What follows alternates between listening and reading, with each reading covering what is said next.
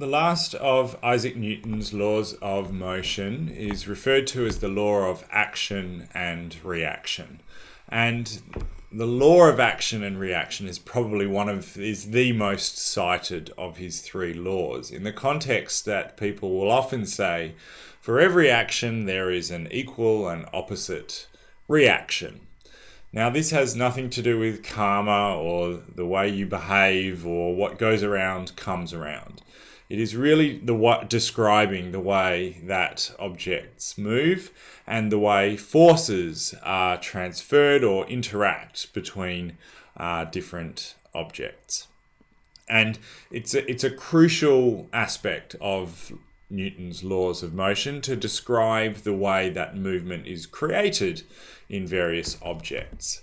So just like in the previous two videos, I'm going to describe a simple example of the interaction of forces applying on balls, and then we're going to look at a more applied example, a simple one in the context of our dancer here on the right hand side of the screen. So in this video you can see we have our two balls here this time. Unlike in the law of acceleration video, they are the same size, so they're the same mass. And we'll make it even simpler and say that they're traveling towards each other at the same speed, or the same velocity. So ball 1 is traveling in this direction to the left. Sorry, ball 2 is traveling to the left, ball 1 is traveling to the right. And so ultimately they're going to collide.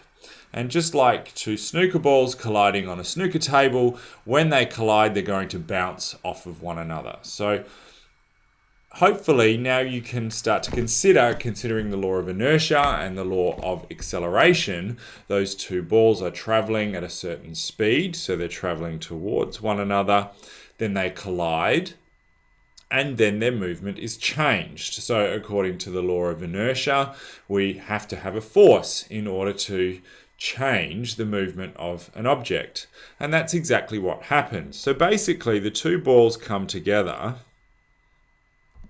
and they collide. They collide at this central point here in between the two balls.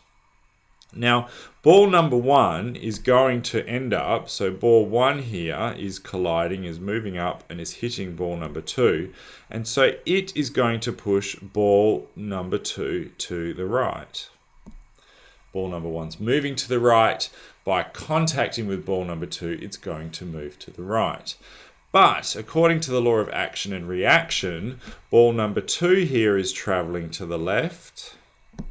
And when it collides with ball number 1, it is going to push ball number 1 to the left.